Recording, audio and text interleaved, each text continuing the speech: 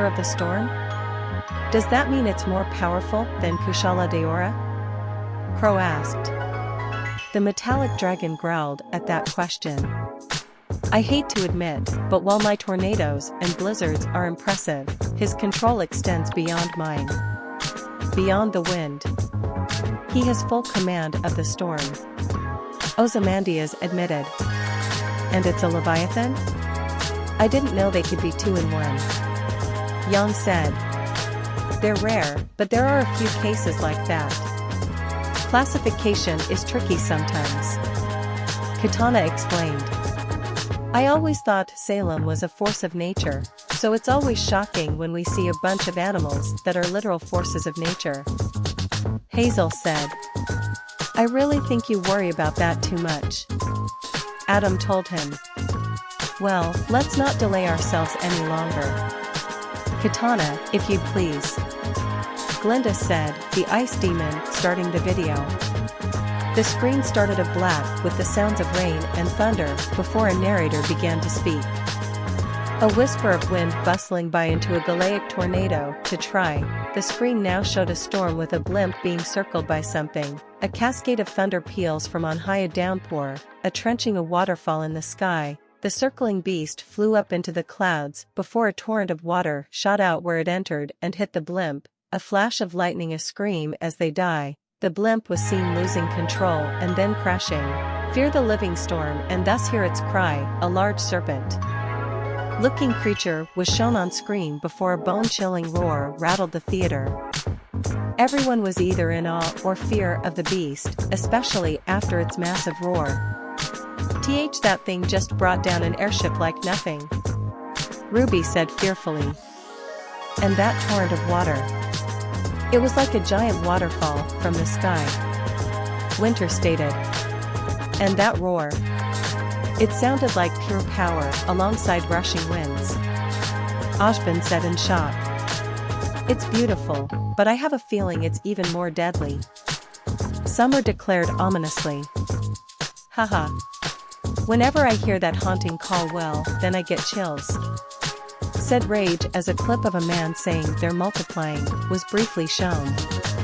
My fellow hunters, meet Amatsu the storm dragon, said Rage. The beast in question was shown on screen, a large dragon-like being with a snake-like body, two smaller arms on either side with long fins on them. Even bigger fins grow from its back closer to the rear, were two small legs of similar size to the arms.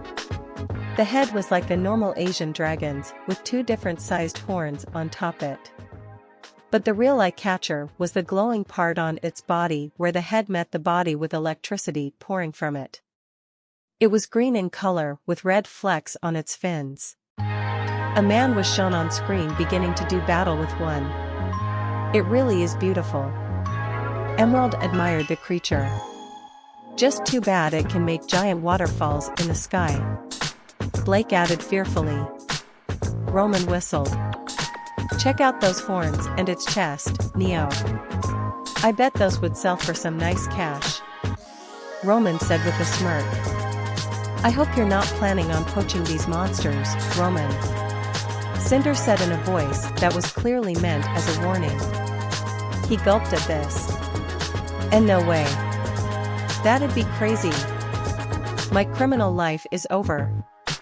He insisted nervously, whistling innocently. Graceful in its monumental beauty, with the power to match a living natural disaster in the truest sense, the oncoming fury of its torrential wrath is not to be underestimated. They are one of the most unique creatures to ever grace this fine world in which we hunt. Lucky then are we, it is a seldom seen sight, rare, and an enigma to the guild, usually calm in nature, though it take not likely to trespassers in its aerial domain. Unwitting airships find themselves at its mercy, of which there is very little. When an Amatsu is enraged, calming it down is a monumental task. The storm it generates directly tied to its mood. You do not want to be in the same area as an Amatsu that's got out of bed at the wrong side of the mountain, Rage declared as the hunter fought the beast as it made massive tornadoes that put even Kushalas to shame. It could bring down our bullheads like nothing. Ironwood said worriedly. Good thing you decided against poaching it, Roman. I'd hate to hear you got waterlogged by that beast. Hazel said with a dark smirk, hoping to further dissuade any lingering ideas Roman may have had of hunting the beast. You're worried about a bit of water? Did you not see that tornado?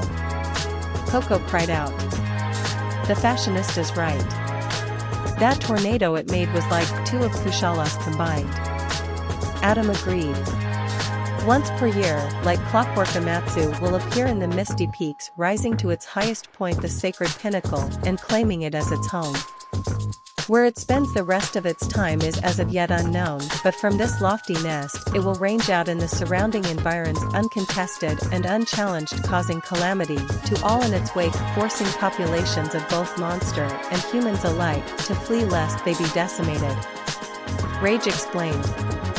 A cart was shown in stormy weather with a hunter putting something in it before getting in himself. As it drove on, it was shown that a cat thing was driving it as the weather got more intense. Suddenly in front of the cart was a 4-legged creature with lightning crackling from its body, roaring at the center of the storm. At least it's a rarely seen monster, Penny said, trying to shed a positive light on the subject. Yes, but when it does show up, it's a catastrophe that threatens everything around it and displaces people and animals alike. Ren added worriedly. Ren, do you have to kill the fun all the time? John groaned. I hope if we get these on Remnant, they can find a mountain where no one is living. Velvet said hopefully. In fact, Zinogre was only discovered as Amatsu forced the local population to abandon its mountain home and spread into the lower reaches below, Rage said as the cart turned hard left and ended up sending the hunter and some of his stuff flying at the beast. The hunter landed right at one of the beast's legs. The hunter, gaining his wits, turned and ran, spotted his cart driving on a lower level, jumped and landed in it. You know you are a badass when hundreds of thunder wolves gather together, take one look and go yeah nah fuck that and flee before you. Rage spoke as a Zinogre was shown walking forward but then hit reverse and walked backwards as the fuck that shit I'm out theme played. Now that Rage brought it up, they all remembered how Zinogre was only discovered because another monster drove them from their mountain habitat. So that's the big meanie who chased away all the Zinogres. Ruby said angrily as she ran her hand through Crimson's fur. Still, like he said, to drive off hundreds of those beasts, you have to be insanely powerful. Ilias said, trying to use her camouflage as if the Amatsu could see and target her. Then Yang and her gal pals laughed at the fuck this shit I'm out song again. Oh, man. That never gets old. Yang laughed. I know. I'm totally gonna say that the next time we have to go to Professor Port's class. Nora laughed. And you'll be sent to detention. Glinda told her. It's at this point I realize I've not heard Amatsu roar for a few minutes, and I'm starting to get withdrawal, so if you'll indulge me, said Rage in enjoyment. The roar of the creature was heard again. The Faunus girls covered their ears. It's loud, but I cannot deny, it's powerful, Blake admitted. It's like my Faunus instincts are telling me to run when I hear it. Velvet said. Ah, come on, is there a better roar? Because there's not, no, shoo, shhhhh, shoo, yeah, but what about, shoo, seriously, though? Think about, shoo, but you can't just dismiss every, shoo, damn it, you just have to, should there isn't it's the best, like Legiana, tried to come close, but Amatsu is just like, huh, that's cute, you little frosty bitch. Hyped up Rage. An image of the insulted monster was shown gasping for a brief moment before resuming to normal. Several of the female students gasped as well after this insult. Now that's going too far, Pyrrha said, highly irritated. Yeah, the only frosty bitch here is Weiss, Neo declared. Exactly. Hey, wait a minute. Weiss started, before realizing what she was agreeing to. You agreed. You all heard it. Weiss admits she's a frosty bitch. Neo laughed. Nice. Emerald told Neo, high-fiving her, before the former mute also high-fived Yang, Nora, and Coco. Well, I never. Weiss huffed angrily. How childish and uncalled for. This simply proves Weiss is better mannered and more dignified than you lot. Winter stated, hugging her sister, along with Penny. Still, that other creature looked quite fascinating. Legiana, I believe you said it was? Will we be seeing that anytime soon? Ashvin asked. You're in luck. My brother just made the only lore video about it recently. Katana told her. And I absolutely adore it, even its music is quite special.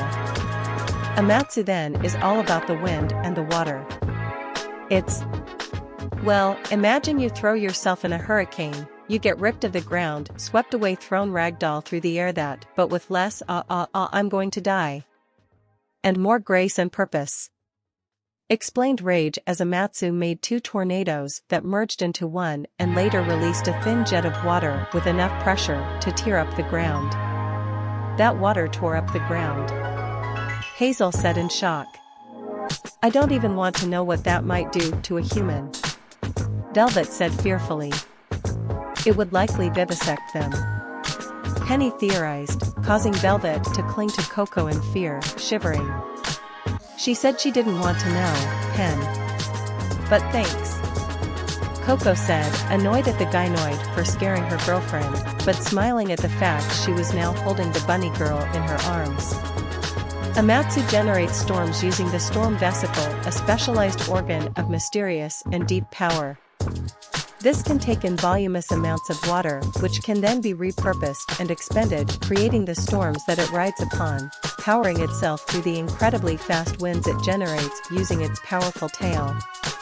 Its light frame for its size, coupled with hollow bones and adorned with row upon row of fins across its entire length, it flies through the air like Leviathan in the sea.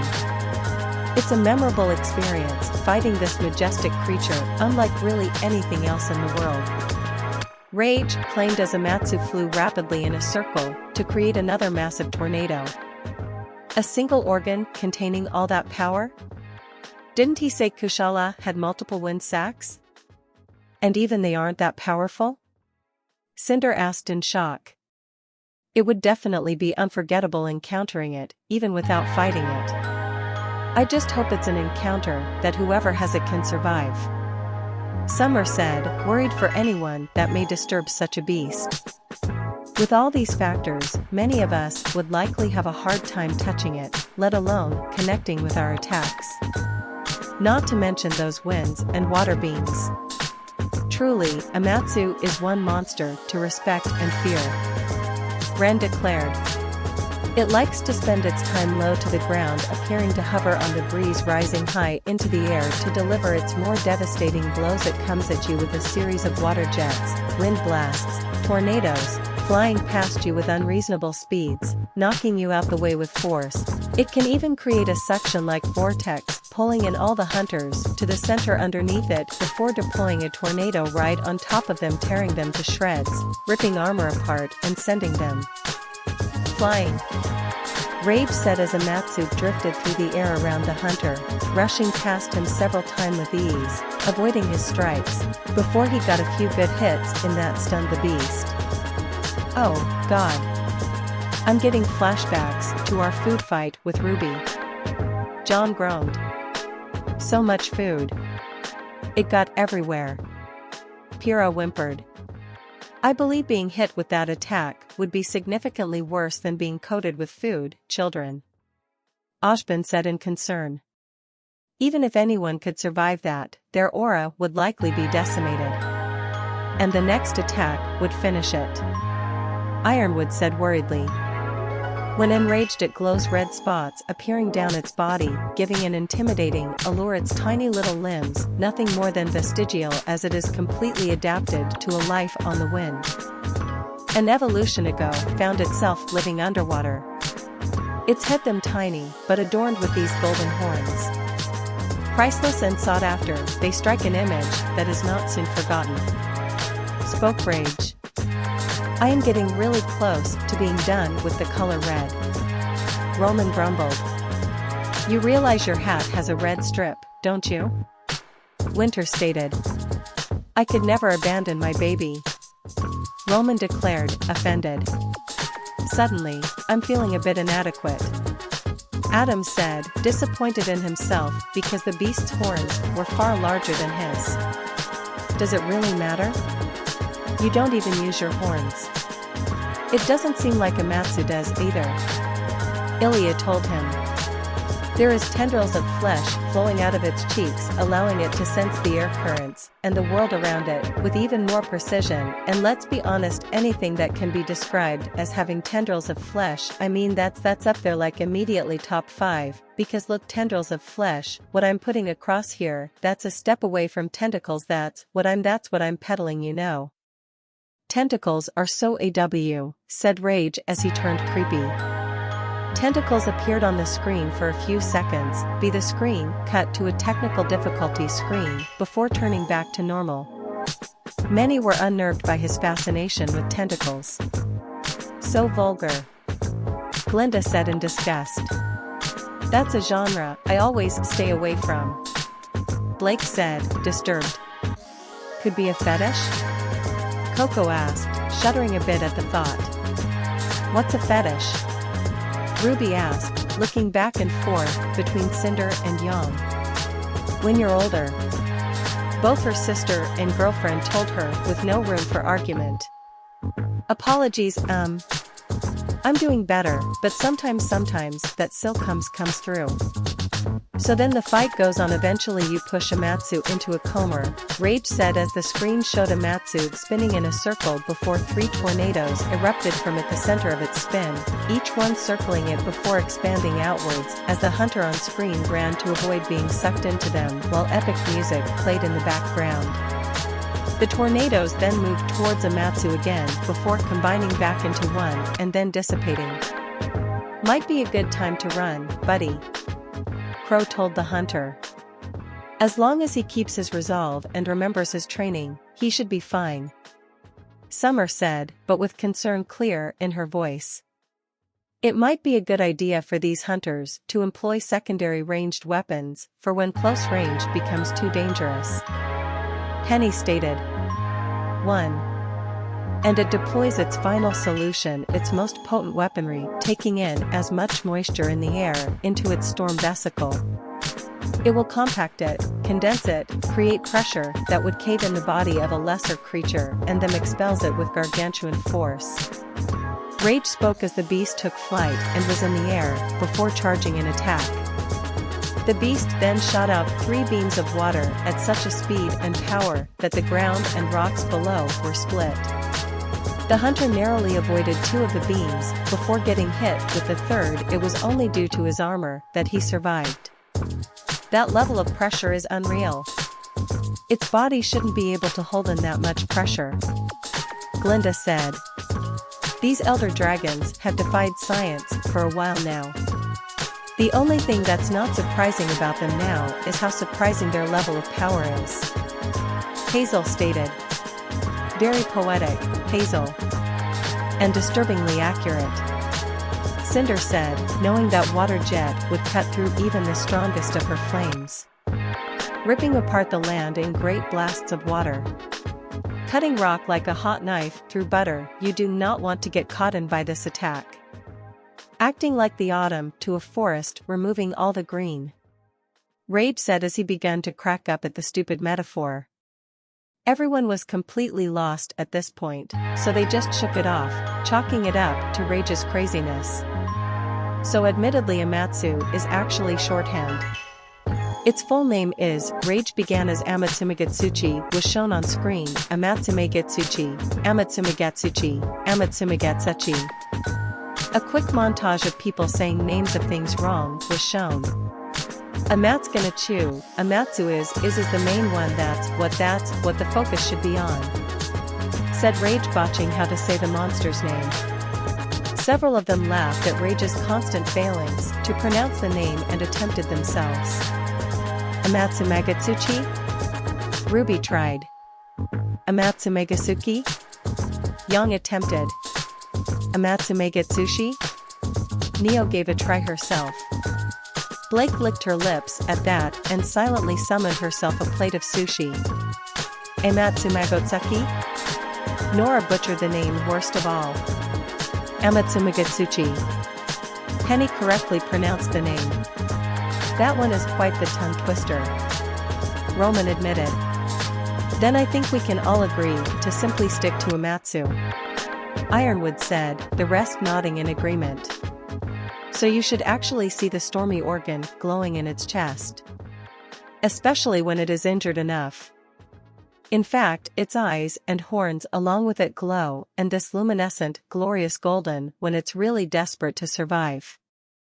That coupled with the fins, giving it the much larger appearance than it actually is, though it's still like over 30 meters long.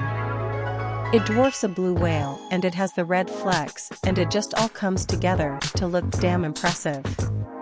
It really is just one of the prettiest monsters going. In fact, it's easily up there in the top 3. I mean, what, there's Amatsu, Mizutsun, and Great Jaggy. Rage claimed as the monster in question was shown briefly, and it was, well, something. Oh, yeah. That thing. I kind of forgot it was a thing, Nora declared. That's the one you were riding that had all its buddies attack with it, right? Emerald asked Teko. Yep. Jaggy, Jaggia, and their alpha, the Great Jaggy, are perhaps the most cooperative of all the raptors, with Baggies being a close second. Katana's younger daughter confirmed. Back to Amatsu, it certainly is beautiful, but I don't think it's worth risking our lives to track down and see it in person, unless it's causing a great disturbance. Then we're duty-bound as huntresses and huntsmen to take care of it, Weiss declared, before turning from the others and adopting a sneaky pose. And perhaps getting those horns and storm vesicle to sell for a nice price. She thought deviously. Dalka apparently sensed this somehow and shot a huge burst of snow from her trunk that lightly buried the heiress. Amatsu really is champion when it comes to using the storm's power. It makes Kushala Daora's antics look like baby's first tornado. It also has a wind aura, though it's used more offensively to add an extra edge of attacks rather than repelling hunters and softening blow. Really, that's the bulk of it. There's not a lot known about it, Rage explained as the fight continued. Ozymandias growled at this.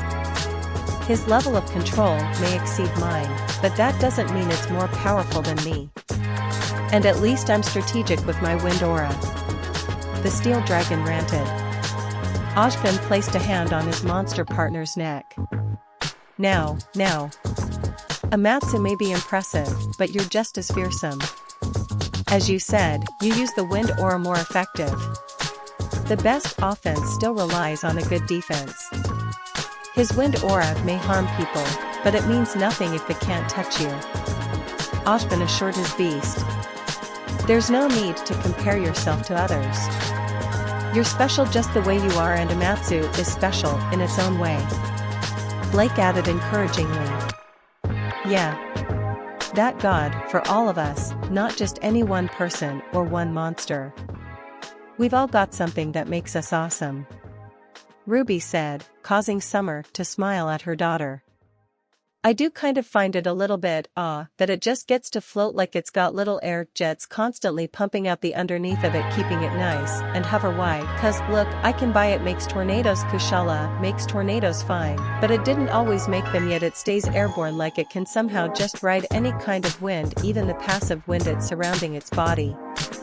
Either it's so light that it should effectively bounce off hunters like a balloon, or it's a little bit off a stretch, but it's one that I can accept for a fight. That really is a standout experience. Rage claimed the Amatsu cruised around through the air, seeming to be avoiding the hunter and moving back whenever it got close. Everyone couldn't help but chuckle at this. Well, that would change things quite a bit. Coco laughed. I'd love it if it bounced into me like a balloon. That'd be so cute, Velvet said happily. Or it could be an awesome kite. As long as it doesn't decide to fly off and take you with it. Nora voiced another of her crazy ideas. I'd like to see what it looks like inside your mind, but I'm also scared too.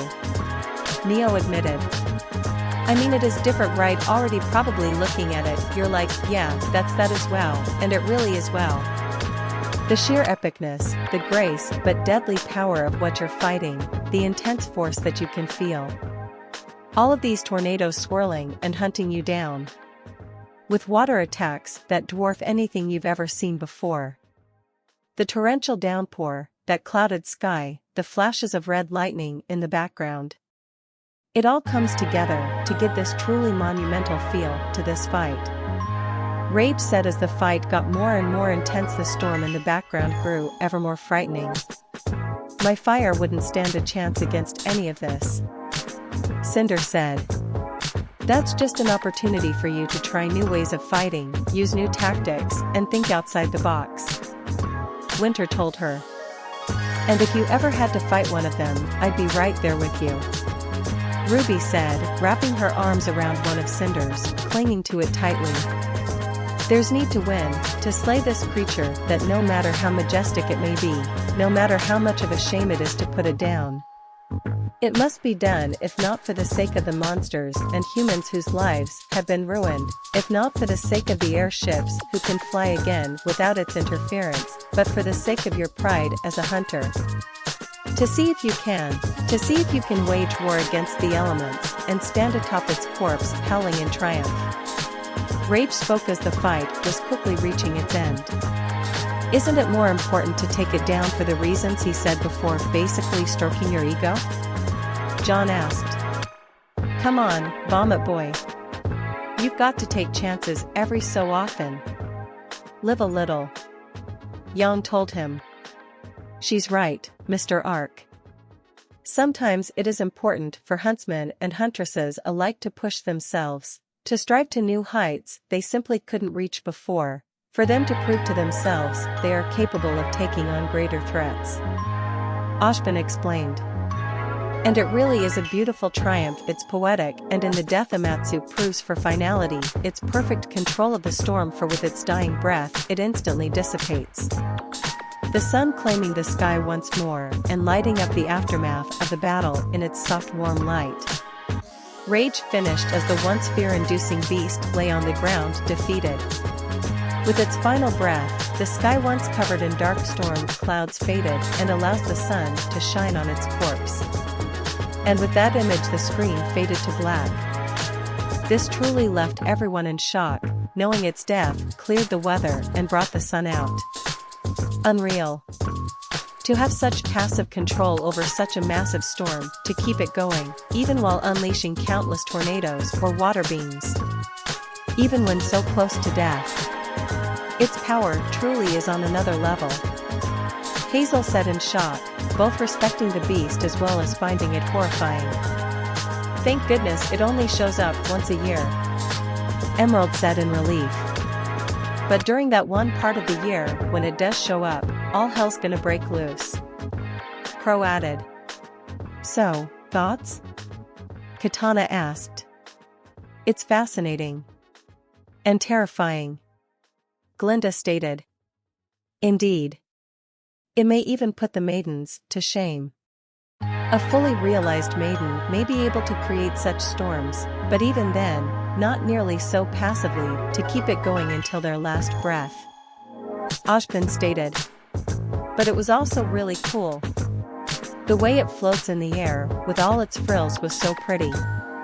Ruby said with stars in her eyes. Indeed. It's impossible to deny that as frightening as Amatsu is, it's infinitely more elegant. Weiss added. And it's good to know that it's pretty peaceful as long as you keep your distance and stay out of its territory. Pyrrha stated. Yeah. Let's just hope it can find a nice mountain where nobody lives on Remnant for its yearly thing. Neo said. So, next is your brother's video on that Legiana creature? Winter asked. Yes, but don't worry. He actually wrote a script this time, so it's not going to be as messy as his last one. Katana assured them. As long as we learn about these monsters before they're biting our heads off. Crow said with a shrug. Crow's right. As long as we get the knowledge we need, we'll be fine. Summer agreed. Well, then, here we go. Katana declared.